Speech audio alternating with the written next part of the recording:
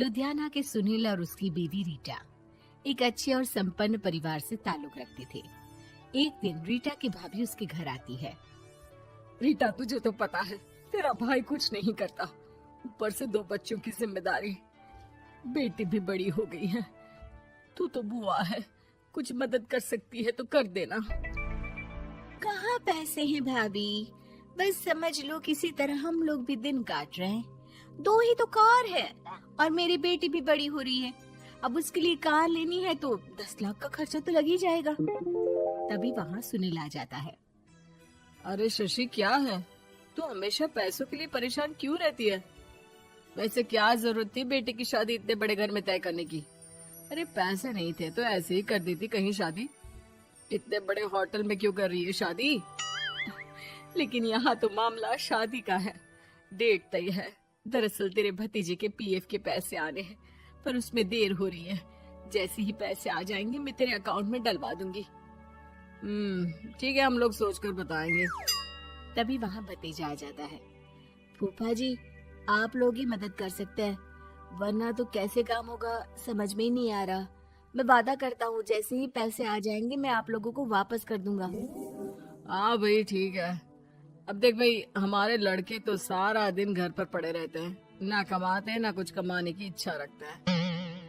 लेकिन चल, ये ले, कितने पैसे चाहिए? जी 4 लाख रुपए। ठीक है, लेकिन पैसे ध्यान से वक्त पर वापस लौटा देना। सुनील मुसीबत के वक्त बीवी के भतीजे की मदद तो कर देता है, लेकिन उन लोगों के जाने के बाद देख ले रीटा, तेरे मायके वालों ने मांगा तो दे दिया, वरना इन लोगों का मुझे कोई भरोसा नहीं है। अरे क्यों भरोसा नहीं है? इससे पहले तो कभी इन लोगों ने आपसे मदद भी नहीं ली। हाँ, ली तो नहीं, लेकिन पैसे की किल्लत ही रहती है ना इन लोगों के पास। अरे ठीक है ना, नहीं लौटा पाए तो भतीजे के ससुराल से निकाल देंगे। सुना है बड़े घर में शादी हो रही है। सुनील और रीटा पैसे तो दे देते हैं, लेकिन अगले रोज ही। हाँ भाई साले साहब, क्या हाल है? ठीक हूँ जीजा जी। क्या बात है, सालों बाद आपका फोन, जरूर कोई बात होगी, बताइए ना। अरे वो तेरी बड़ी भाभी आई थी, बेटी की शादी कर रही है ना, तो पैसे लेने के लिए मैंने दे दिए 4 लाख। सोचा भाई किसी गरीब की बेटी की शादी हो रही है, पुण्य मिल जाएगा। अच्छा किया जीजा जी, उनका बेटा बहुत मेहनती है, जल्द ही लौटा भी देगा। वहीं रीटा भी फोन करके हर किसी को पैसे देने की बात करती है। रीटा की भाभी शशि के पास उसके भाई का फोन आता है। तूने सुनील से पैसा लिया है क्या?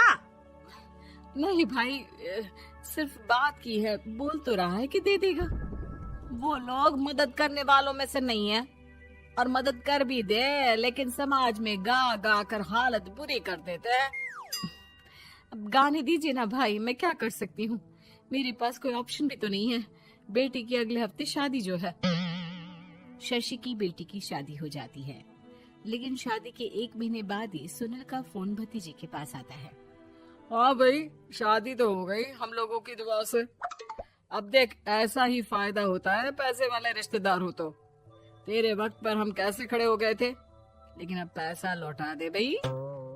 जी, मैंने पीएफ के लिए अप्लाई कर दिया था, उसकी नोटिफिकेशंस मैं आपको भी भेज देता हूँ। मुझे लगता है 10 दिन में पैसे आ जाना चाहिए। जैसे ही पैसा आएगा मैं आपके अकाउंट में डाल दूंगा। और ना जी ना, कोई नोटिफिकेशन नहीं चाहिए, पैसा चाहिए, पैसा। ठीक है अंकल, बस 10 दिन का समय दे दीजिए। अभी हफ्ता भी पूरा नहीं होता कि भतीजे के पास उसके गांव के दूर के चाचा का फोन आता है। अरे बेटा, क्या बात है, सुनील के कोई पैसे ले रखे हैं तो दे क्यों नहीं देता? हाँ चाचा जी, बात तो हुई थी, 10 दिन का वक्त मांगा है, उम्मीद है हो ही जाएगा। अरे फोन कर रहा है, रोज बता रहा था कि बेटी की शादी में मदद की थी। अब क्या है ना, भले ही शादी 10 दिन रोक देते, लेकिन सुनील से मदद नहीं लेनी चाहिए थी। याद है ना, मधु की मदद करके कितना बदनाम कर दिया था उसने पूरे घर को सोसाइटी में। हाँ चाचा जी, मैं भी यही सोच रहा था कि उन लोगों से मदद नहीं लेनी चाहिए थी। कई लोगों के फोन आ चुके हैं। वही रीटा अपनी भाभी को फोन कर देती है। क्या है भाभी, कब पैसे लौटाओगी? पता है ना ये कितना बोल रहे थे, तुम्हारे बोलने पर मैंने पैसे दिए हैं। भाभी अब तो आपके बेटे की कार बेच दो और हम लोगों के पैसे दे दो। अरे लेकिन रीटा, बात तो 3 महीने की हुई थी ना, अभी तो 2 महीने भी नहीं हुए पैसा लिए, थोड़ा तो सब्र करो। नहीं नहीं भाभी, वैसे मेरा बेटा टिक्कू आ रहा है आप लोगों के घर रहने के लिए, उसको अच्छे से खिलाना पिलाना, समझी? भाभी को समझ में नहीं आता कि वो क्या करे। वो बेटे से बात करती है। अरे माँ, इन लोगों से मदद लेकर सच में बहुत बड़ी गलती कर दी। मुझे खुद समझ में नहीं आता कि कैसे इन लोगों के पैसे जल्द से जल्द दे दूं। तभी डोरबेल बजती है और रीटा का बेटा टिक्कू घर में आता है। आओ बेटा, मामी के घर पहली बार आए हो रहने? आप पापा बोल रहे थे कि आप लोग पैसे का ब्याज तो दे नहीं पाओगे, तो तब तक मैं यहीं रह लूं। और हाँ, मैं एसी के बिना नहीं सो पाता। आप लोग अपना देख लेना और पैसे जल्दी लौटा देना, क्योंकि मैं थोड़ा जल्दी जाना चाहता हूँ। रीटा का फोन शशि के पास आता है। भाभी, पैसे कब तक दोगे? बेटी की विदाई के बाद शशि के घर का माहौल बिल्कुल बदल जाता है।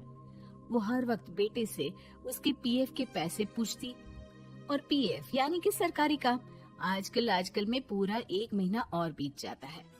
भाभी, मैं और ये अमेरिका जा रहे हैं, घूमने के लिए पैसों की बहुत जरूरत है। रीटा, मैं पूरी कोशिश कर रही हूँ कि जल्द से जल्द पैसे का इंतजाम कर दूं, लेकिन पक्का नहीं बोल सकती। तभी सुनील का फोन भतीजे के पास आता है।